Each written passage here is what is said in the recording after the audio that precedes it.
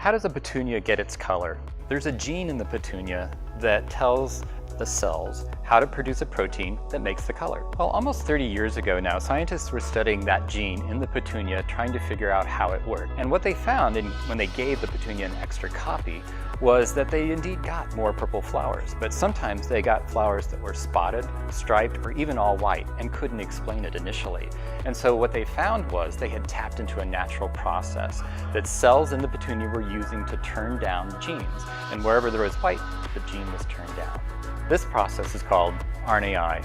Researchers found that it was broadly present in both plants and animals, where they use it for controlling thousands of genes in their cells, as well as doing things like fighting viruses. Well, the potential for this is really high. With something so fundamental, researchers are looking at broad applications, including in the medical field, where the ability to turn down a critical gene that causes cancer or it allows a virus to infect would be a great way to benefit people's health. Well, equally, RNAi has the potential to do great things in agriculture in a way that allows farmers to protect their crops in an environmentally sustainable way. One example is canola flea beetle that probably does about $300 million worth of damage to the canola crop in North America alone every year.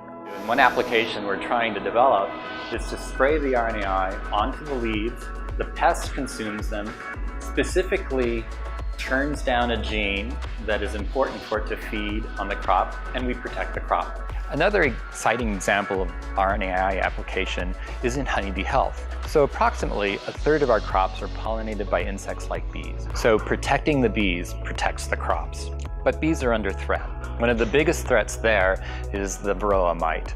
It actually attacks the bee, feeds on it, transmits viruses, impacting the ability of that bee to live, and actually, ultimately, the viability of the hive itself.